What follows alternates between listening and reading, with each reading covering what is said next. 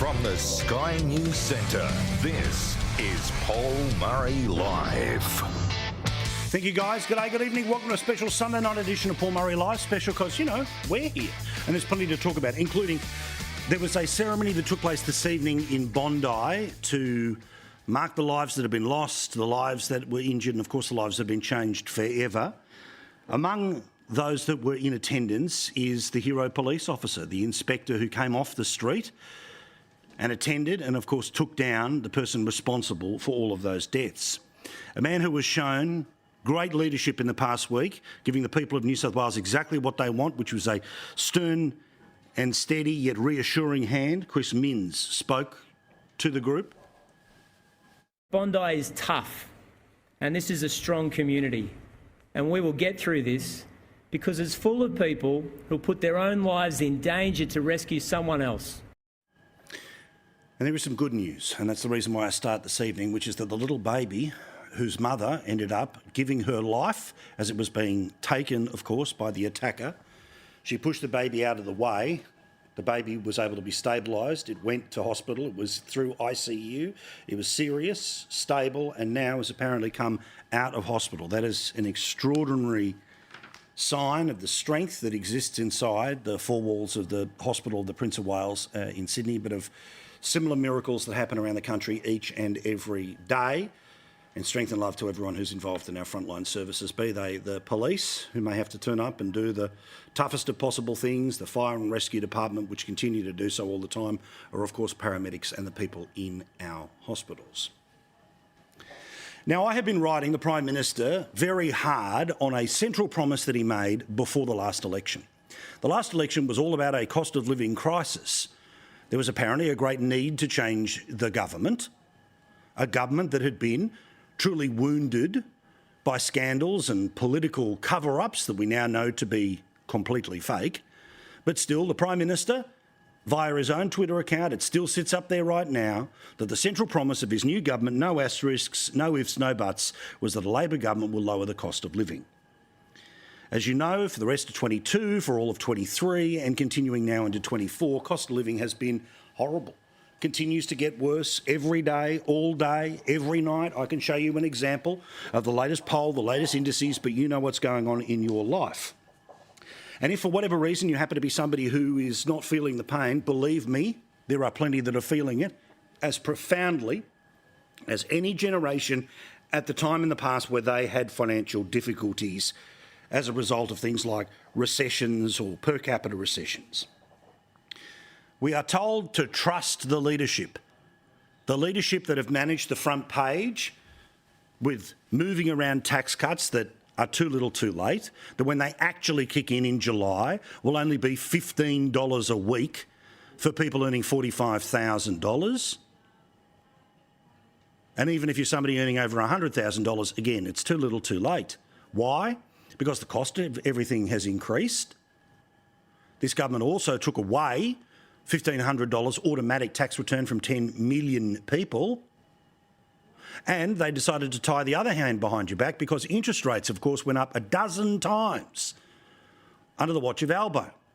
And while thankfully the past few months have not resulted in more interest rate rises, as I've told you before, anyone from about $500,000 in a loan to a bank to $1 million a loan in a bank needs somewhere between $15,000 and $30,000 extra dollars that they were not paying off their mortgage at the time of the last election.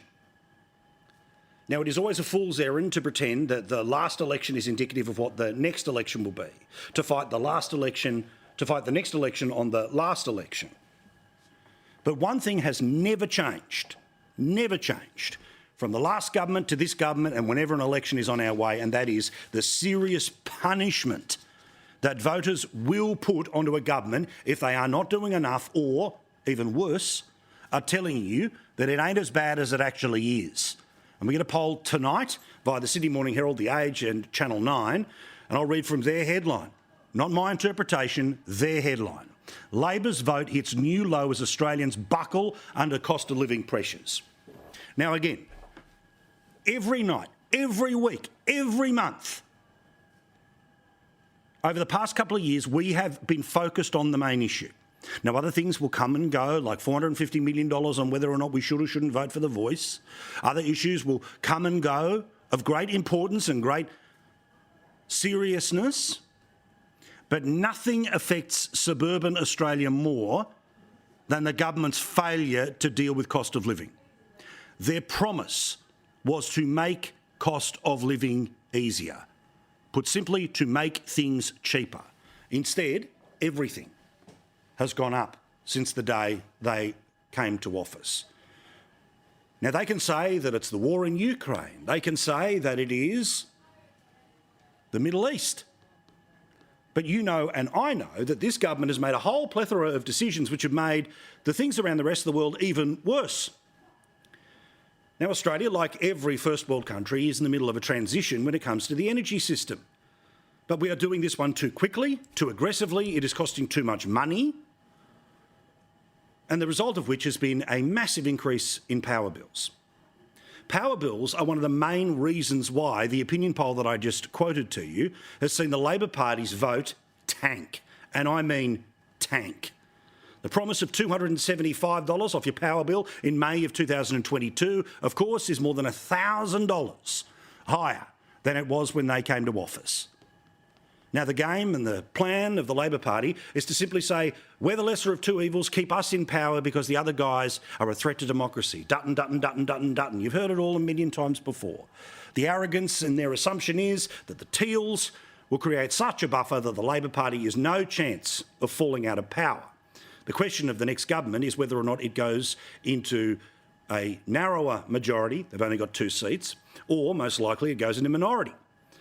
Based off the latest news poll, that would pull about 3 seats into minority government, but that's okay. They'd be able to hold on with Di Lee, of course, a person who is traditionally in a Labor seat. They'd be able to hold on with Rebecca Sharkey. They'd be able to hold on with Andrew Wilkie. They'd be able to hold on with Helen Haines. That's 4. But the numbers that are now starting to come forward would suggest they're going to need a lot more than that, and we will eventually get to the Greens if these numbers were anywhere near an election, whenever an election will take place. Let's have a look at just how far the Labor Party has fallen in the full 12 months since the same time last year. They can't blame a previous government. This is them compared with them. 12 months ago, they had 42% primary vote. It's now 30%. That is lower than the lowest vote they ever got, which still got them into power and only just. The coalition is up on its vote, but at 36%, it wouldn't be able to sweep its way back to power. So the preferences of places like One Nation and the UAP, again, if you vote for those parties the way you did in 2019, there's a chance of a coalition government. If you spread them around and go 50-50, Labor definitely ends up in the minority. Of course, we add the Greens to Labor, but still, that is 7 points clear of 50%. Which means we have to start now looking into the independent vote, which is growing and presumably has a significant portion that would end up going back to the Labor Party.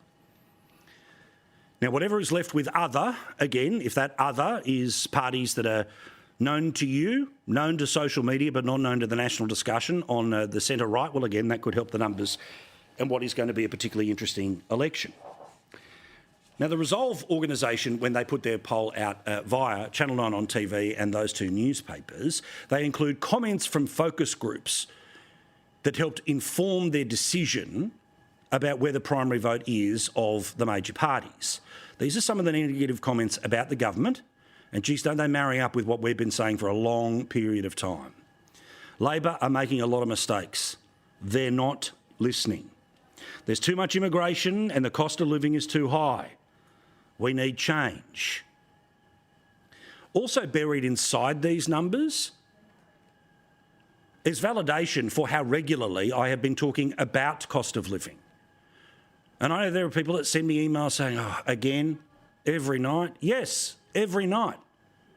Because millions of our fellow Australians are really in trouble. And even the Channel 9 newspapers via this poll show that the problem is getting worse, not better. Repeat, worse, not better. The central question that they asked was, if you had a major bill of a few $1,000s, would you have trouble paying it? The blue is yes. The yellow is no. You can see that in July of last year, it was 51% 51% of people who said yes. Tonight, it's 55%. The too little, too late tax cuts help politically when it came to the lead up to Dunkley, but it is not going to shape the immediate future of this government. Because while this government is getting ready for yet another surplus, yet could make decisions about everything from petrol taxes to that automatic tax return, they will not make those choices because they want to have 2 budget surpluses in a row. Aren't we amazing? We manage the economy better than anyone else.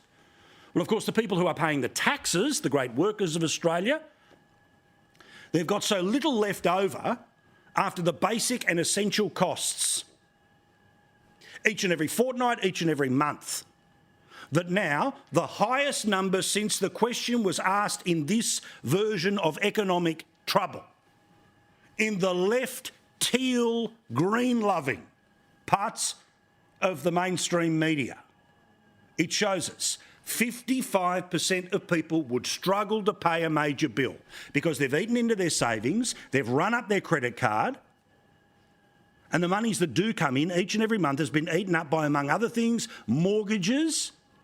And remember, the people who say relief because they didn't increase interest rates this month, well, they're talking through their hats. Because, of course, the python has been squeezing and squeezing and squeezing, total of 13 times, 12 of them since Albo became the Prime Minister, and there's no room to move. Yes, thank you, it didn't get worse this month. But stable is not better by any question. As for the Prime Minister's performance, guess what? 45% of people now saying that his performance in recent weeks, poor to very poor. Geez, I wonder if they were feeling what we were feeling last week when it felt pretty lonely to say it, but still, when we were out there talking about the Prime Minister and his response to the events in Bondi last week. Now, I know there were several hosts who at other times mentioned things, particular shout out to Sherry Markson for her comments in the latter part of last week, and I'll get to some of this in a second. But some of the perceptions of the Prime Minister, the bloke who thinks that he's going to rule forever because, you know, he's got this special connection, he's just another politician, and he's just another politician who's BSing to you. This is just after, a couple of weeks ago, he decides to open up $1 billion for projects, among other things, like building more solar panels here, the company that will get that taxpayer money. No, it's not just some little startup that's struggling for cash. It's backed in by a billionaire and a multi-million-dollar former Prime Minister. Yet they got taxpayer money. Last week, well, we of course had to quickly move on from all of that unpleasantness and pretend that we were talking about a future made in Australia, when Australians know that we don't even make copy paper in this country anymore. Some of the comments, again, about the Prime Minister. He's trying to pursue issues that aren't important to the country. He needs to focus. Cost of living just keeps going up. He's basically done nothing. Becoming clearer each day that he supports elite causes, not the average person. Boom, boom, boom. Again, these are people speaking to left-wing pollsters in a centre-left publication. It is mirroring what you and I have known since the day they got into power. That they said a whole bunch of garbage to tick a box to get over the line. And then once they were over the line, they pull up the drawbridge, they'll pretend that they're in it for you, but your job is to just shut up and pay tax. Shut up and pay more tax. Oh, but everyone's getting a tax cut. Well, again, I repeat, for the people whose backside is right out of their strides, $15 a week.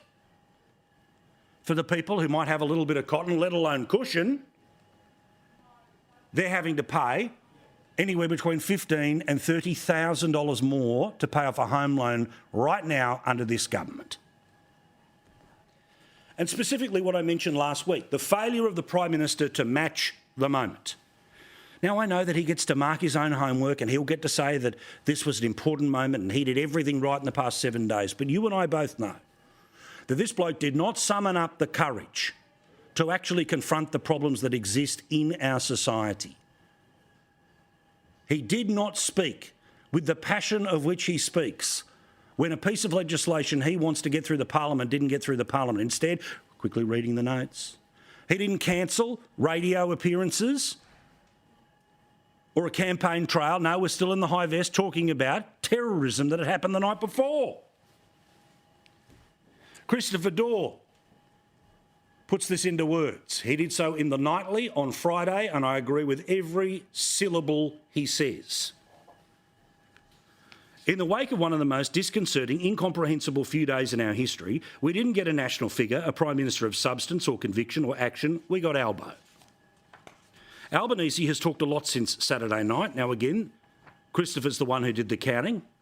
23 interviews, in fact, most in the first few days, mostly quick, sharp, snappy radio spots, fleeting press conferences.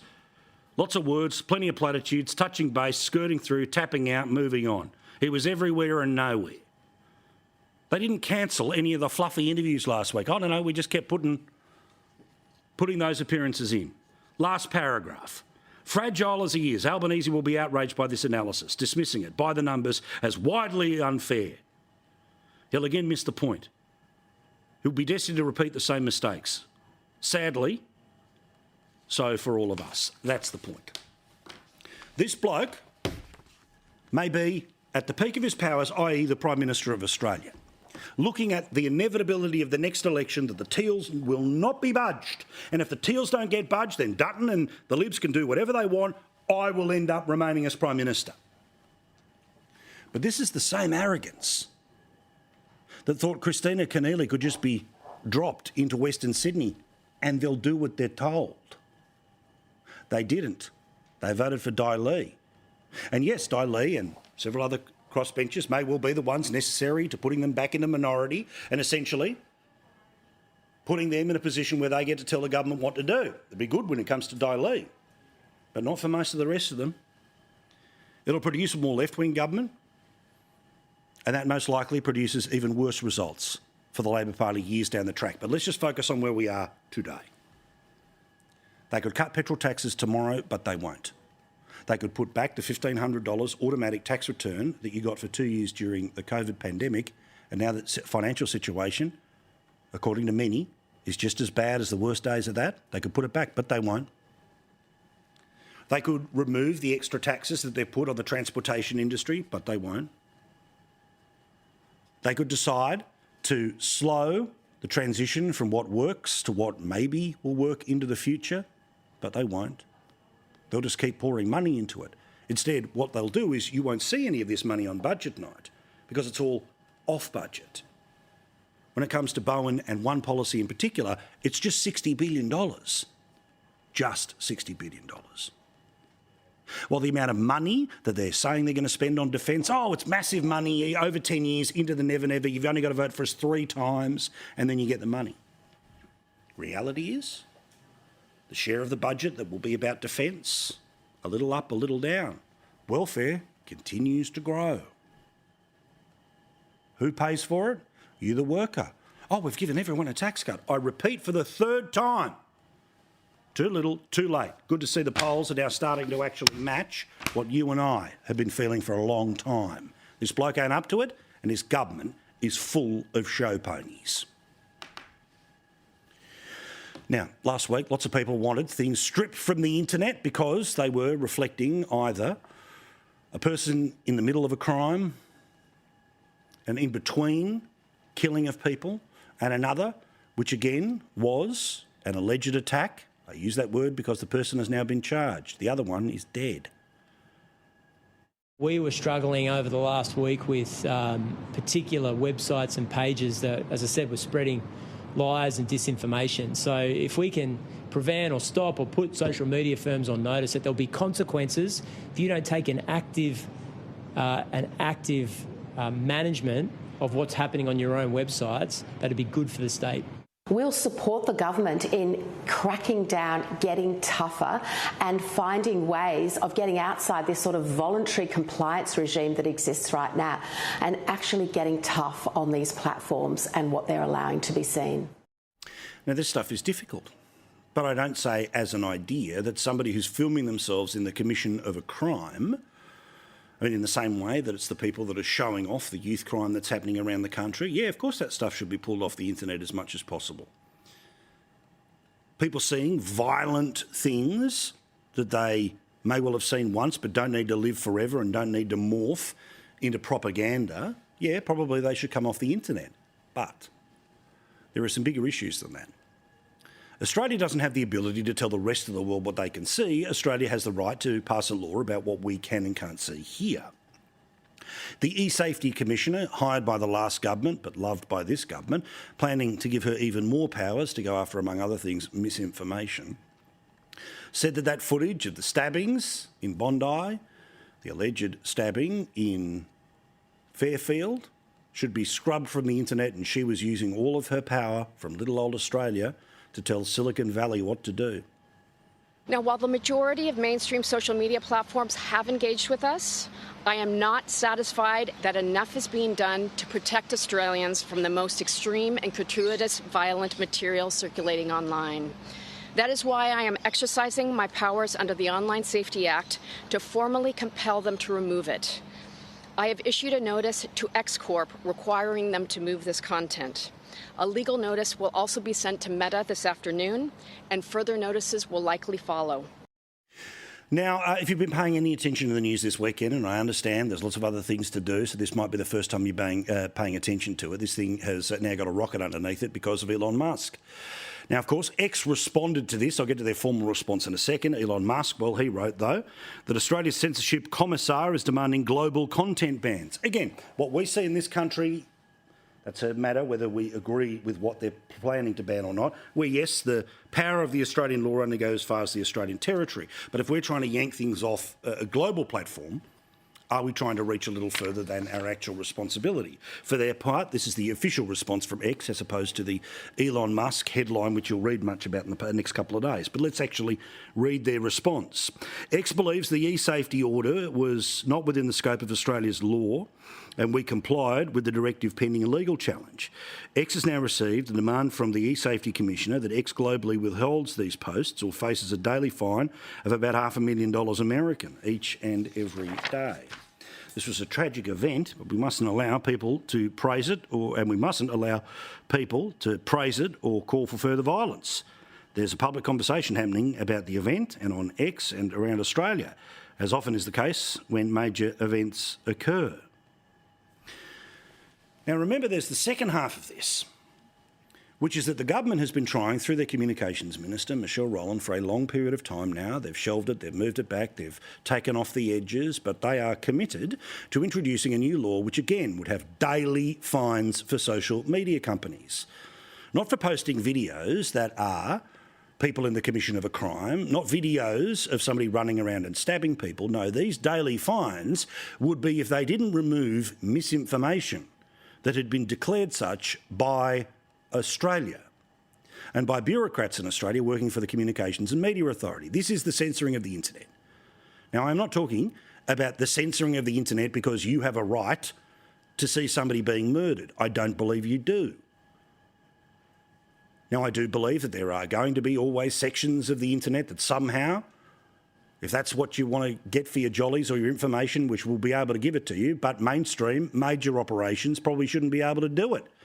Because I don't want to see the videos of kids doing burnouts in Townsville, and I don't want to see videos of the bloke who was accused to have stabbed somebody in Fairfield.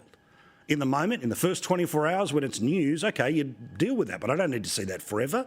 Nobody does. But this government wants to use exactly the same powers to go after misinformation. Misinformation which, as you know, is defined by the government and then enforced by the bureaucrats of the government. Things that were 100% true would have been declared misinformation, and thus fines would have been issued during the COVID pandemic. Again, this situation is being used to deliberately confuse people about the law that is currently opposed by everyone from major media organisations all the way through to the Human Rights Commission. In the last few days, they highlight the importance of digital platforms having systems and processes in place to address seriously harmful misinformation and disinformation on their services. Where they fall, the outcomes can be devastating. Now, there's nothing new in this. I've said it 1,000 times.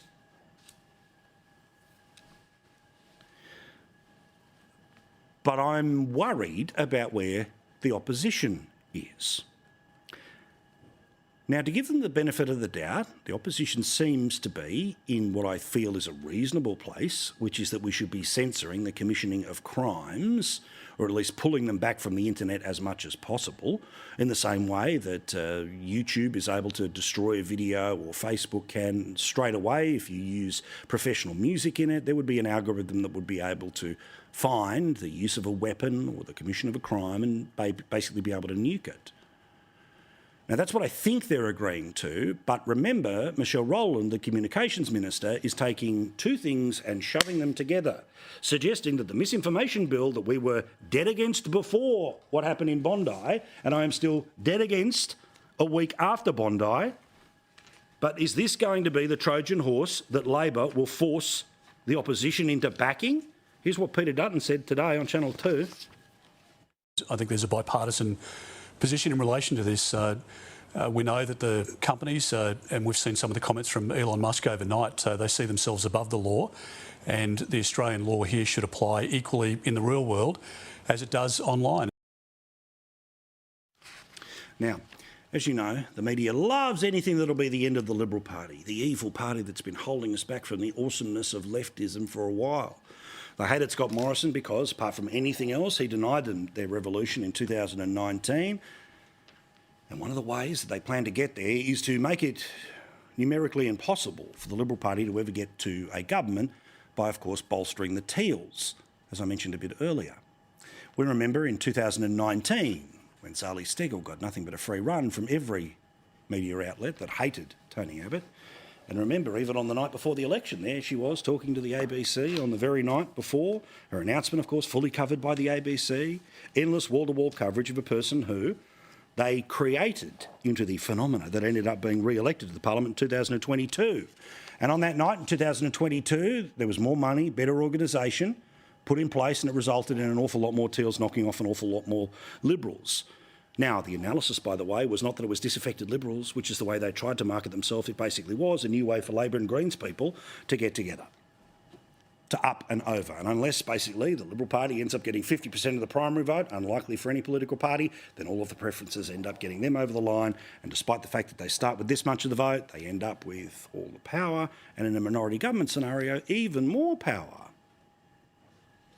Last week, we saw, again, more free coverage as the people who fund many of these grassroots campaigns, who made their money out of a whole bunch of other things that are now apparently terrible and awful, well, they listed a whole bunch of new places where they're going to go after and get the Liberal Party to poop itself about how many seats they're going to take, blah, blah, blah.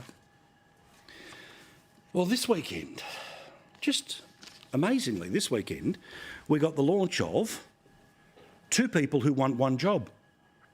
Two women who think that they can job share the job of the member for Higgins at the upcoming election. Now, interestingly, former Liberal seat, but currently a Labor seat, and not one of the seats that was listed as a potential target seat by the people who would end up funding their campaign. This is interesting. Now, there's some constitutional question about whether or not, of course, two people could end up running as one MP. But have a look at all of this. The Guardian gives it a free flog. The Fin Review gives it a free flog. And the ABC gives it a particular free flog, because apparently tomorrow night on the 7:30 report, there's going to be a full report about their candidacy. Two people you've never heard of running for a seat that even Climate 200, 300, whatever it's called, didn't have on their list. They do a press conference on Saturday, they get a bit of mainstream media, but there it is on Monday. Bang, the air support from the ABC. Whether they can have two people running for one seat, we'll all find out together. Who knows? There'll be a series of challenges between now and then. But this is kind of perfect, right? Which is, if you can get two teals for the price of one, well, then you've got two more people you can interview on Q&A.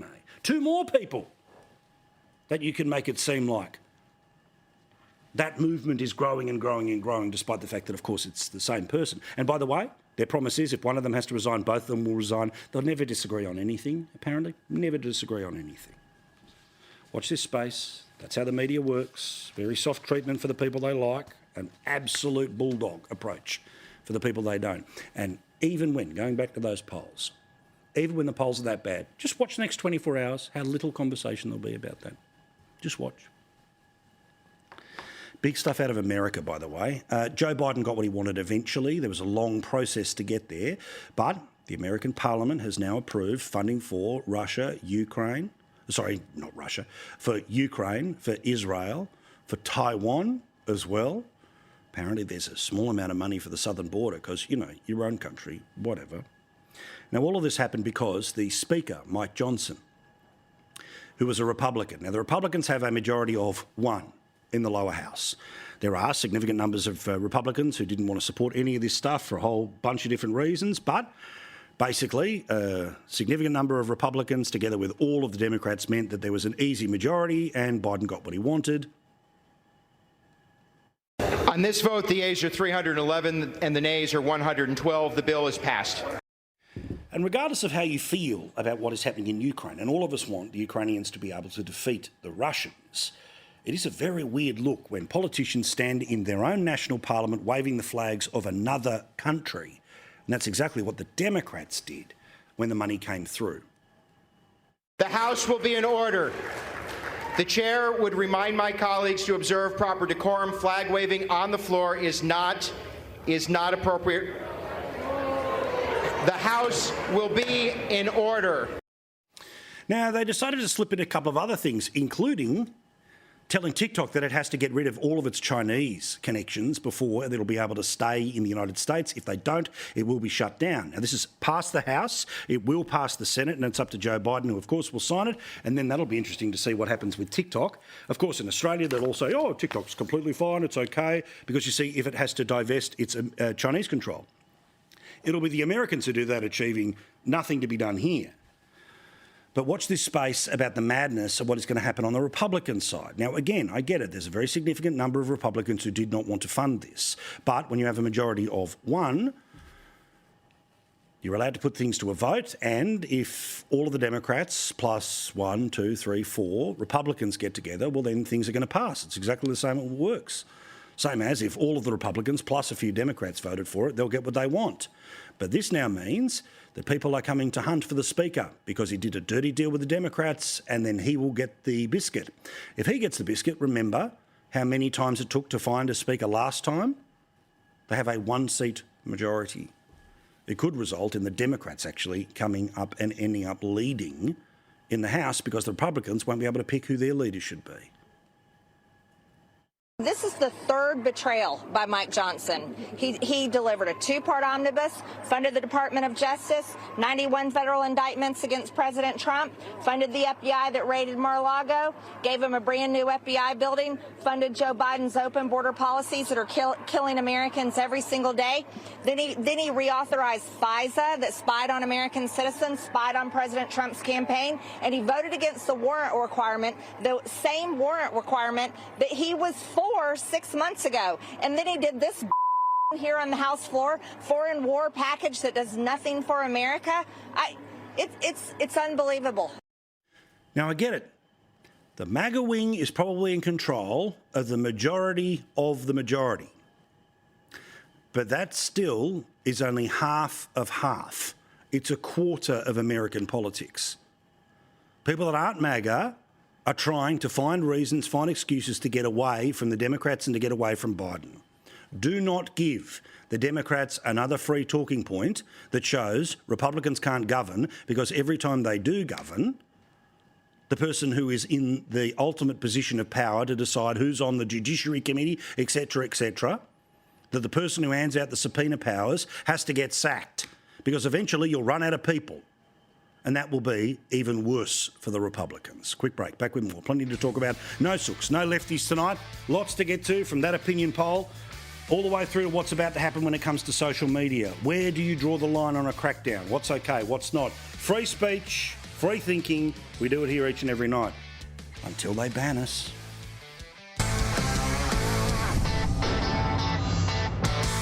Let's have a chat to our mates here on a Sunday night, none other than James Ashby, who's, of course, running for the seat of Keppel in the upcoming Queensland election. More strength to your arm, my friend.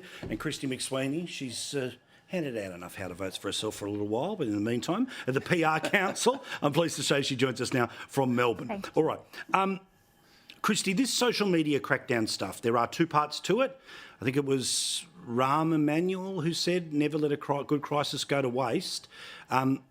The original version of the misinformation bill really didn't have many friends and literally everyone from the Human Rights Commission to, Channel 2, us and a whole bunch of groups in between said, no, this is weird, this is too far, don't go there. But then we've seen a scenario where youth crime videos being posted and various governments saying we must pull them down, and now the situations that took place last week. Now, I'm happy to disagree with everyone here. I don't have a problem with the videos of people committing crimes coming off the internet. I don't think that should be there to be sitting around and being had a look at. But if that's going to become the Trojan horse to essentially social media companies being fined $500,000 if somebody complains about something they see on Sky News, I'm not up for that, Christy. And I think that's where we might be headed here. What do you think? Look, an unspeakable tragedy has occurred, and you and I sat here last Sunday speaking about it, Paul. And when something like that happens in Australia, people look to their leadership we must fix something, the government must do something to try and stop this happening. And we've had significant tragedies, Western Sydney and of course at Bondi. And so people are looking for answers. The government has used the legislation that they have on the table, which is the misinformation and disinformation bill that they wanted passed last year. They are seeking to bring that back, and the opposition has today signalled their support, couched within the language of this is a bipartisan opportunity for both sides of politics to come together and to do something about this. But you're correct.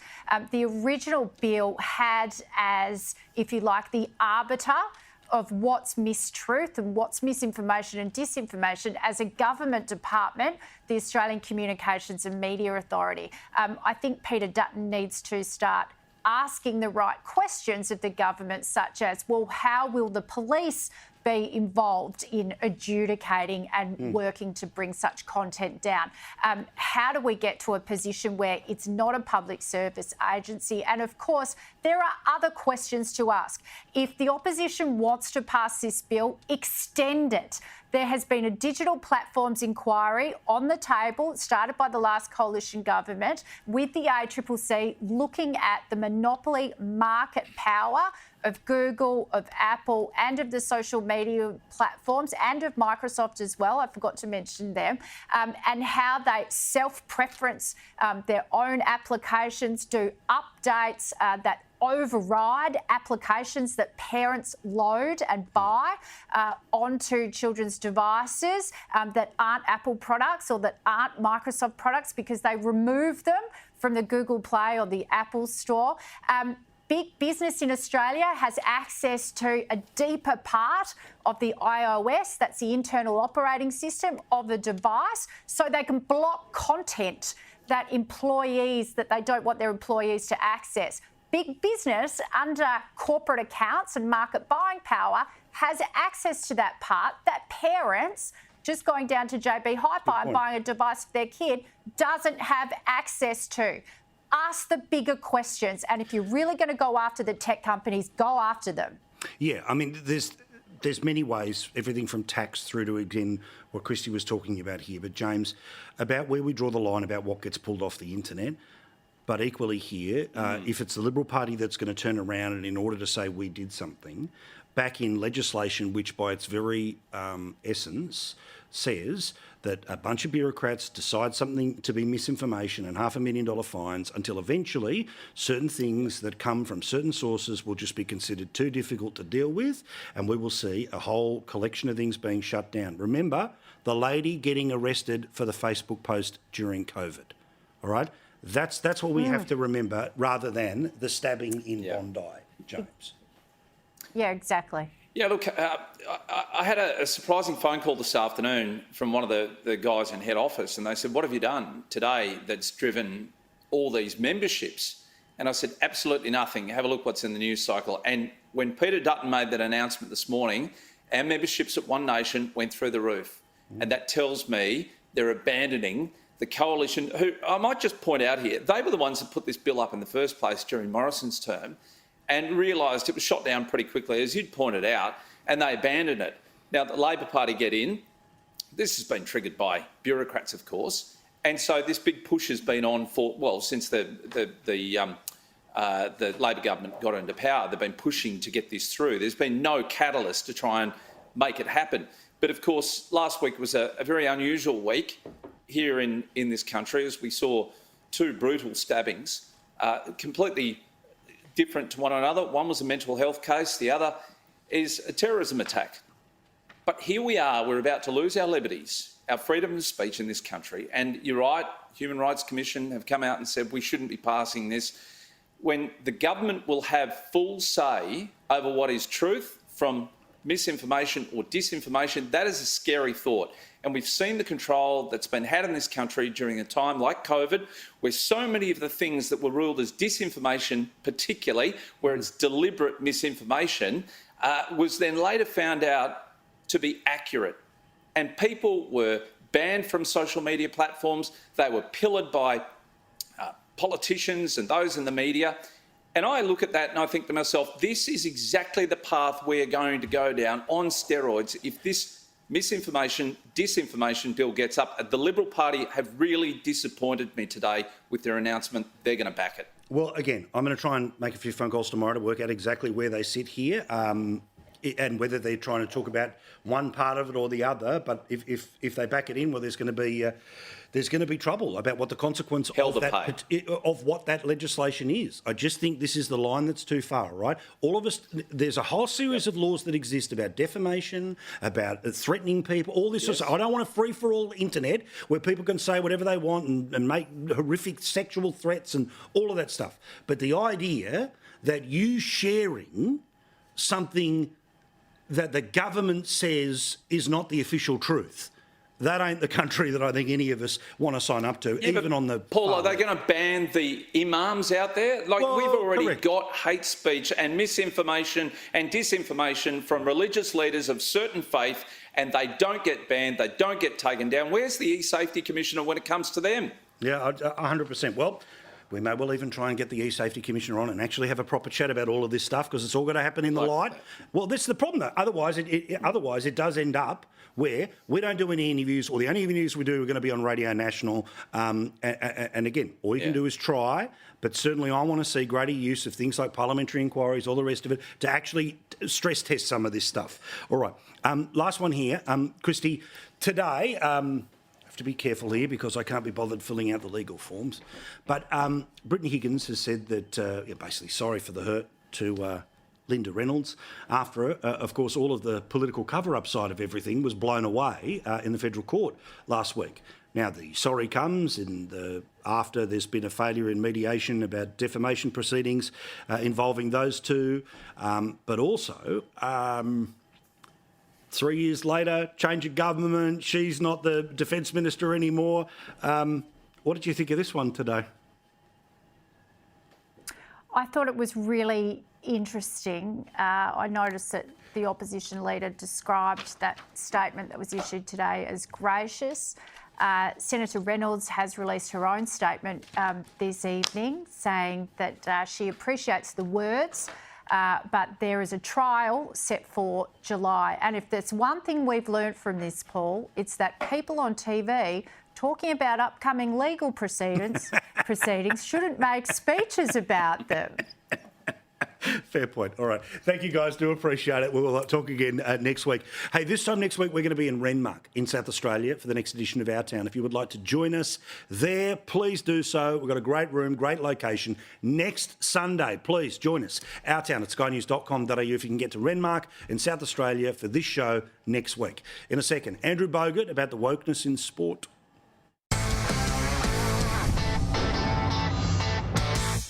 Andrew Bogut represented his country and himself so proudly, of course, in a basketball career. He continues to represent himself and his country by being a common sense bloke on his podcast, Rogues Bogues, but also chat with us every couple of weeks. Great man, lovely to see you. All right, let's go there. Let's hit the big red button. Let's get everyone all nice and fired up and angry and cranky, because the number one draft pick in the WNBA is getting an absolute pittance compared to the number one draft pick in the men's league, the NBA.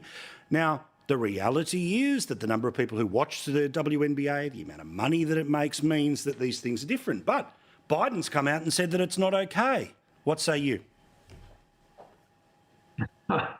There's this funny thing in sporting leagues and businesses across the world. It's called revenue. Give you a fun fact, Paul. Since inception of the WNBA, it has not been profitable in 1 year. Wow. So I think it's been around since the late 90s, early 2000s. Has yet to have one profitable year. It's kind of hard to get a pay rise and salaries akin to what the males are making when your league's not making money. It's as simple as that. It's nothing to do with sexism, nothing to do with anything else. It's very much the people that are also shouting from the rooftops that the ladies should be paid more. Ask them how many WNBA players they know that they can name. How many WNBA players have they been to? And usually the answer is zero. Yeah, correct. Look, in fairness, insert any sport you care about, male, female, Australia or international, right? Unless you are willing to buy a ticket, a membership, to actually not just give it your eyeballs, but to also give it your support by, putting both cheeks in a seat and watching it, then the money they're able to divvy up amongst teams and amongst players. I mean, we'd all love it if the NBL in this country could pay what they pay in the NBA, but for obvious reasons, the economies of scale are different. But for two blokes talking about that on television, oh my, they will find a stake. Well, not only that, Paul, you have to think about not just the NBA, but NRL, AFL, for stuff closer to home. Think about when those leagues first started and what those players were doing. They all had second jobs, right? NBA players 30, 40 years ago, traveling commercial, some guys still had second jobs. The AFLW, NRLW, WNBA is far ahead in their journey than the males were from their inception. And people forget about that. It's like, I want what they have now. It doesn't work that way. You got to kind of build it up, and hopefully the WNBA gets there one day, but they're a far way off it. And another thing is the NBA players, we subsidise out of our dues, a portion of it ends up going to the WNBA. That's part of the revenue sharing model. So the males somewhat are subsidising the WNBA. Yeah, and again, tennis has a parity because same venue, same television, same crowd, all the rest of it. Forget all this 3-set, 5-set garbage. That's why there's parity. All right, last one here. Bunch of Chinese athletes. They were on the wrong side of doping in the lead up to the 2021 Olympic Games. But China marks its own homework, and nobody wants to upset China. So everyone swam, and some won gold. Yeah, last time I commented on this was 4 or 5 years ago, and I received death threats for a good year from fans out in China. So that was interesting in itself. But yeah, I'm heavily against any kind of doping, any kind of drugs type stuff. If you're breaking the code of your league, and especially performance enhancing, I'm for performance enhancing. People that are performance enhancing in court, lifetime ban, no ifs, ands, or buts. Because it's not just the fact that they're cheating. It's the person that finished fourth is now not a medal winner. You can't go back 2 years later. Imagine, I win gold, I'm a drug cheat. 3 years later, they go, hey, silver medalist, here's your gold. That person's missed all their marketing opportunities. What if you didn't make the top 8? You were the 9th in your heat, and then you say, I'm going to retire and give it up. I didn't make the top 8. There's so many ramifications of drug cheats, and I think there should be a no tolerance policy. But when it comes to China, who's a billion-dollar country in most sports, there's often turned a blind eye. Well, the developing country that, of course, has hosted 2 Olympic Games this century. Thank you, Andrew. Nice to talk to you. All the best, mate. Talk soon. Andrew Bogut, of course, you can find him online. Lots of different places. Rogues Bogues is where you find him on podcast, YouTube as well. Quick break, back with more. Don't forget, Renmark, next Sunday, the spots are limited. Get in now. Our town at skynews.com.au. Royal Report, 5 from now. News poll has just dropped in the Australian newspaper. It says 51-49 in favour of the government on the two-party preferred. On the primary vote, again, it shows what the poll we started this program with, the Resolve poll shows, which is the Labor Party's vote well below where the Coalition's vote is. The Coalition primary vote is at 38%. Closest it's been to 40. If it gets to 40, it's a chance of winning an election. 33% is basically where it was at the last federal election for Labor, which means minority government on its way.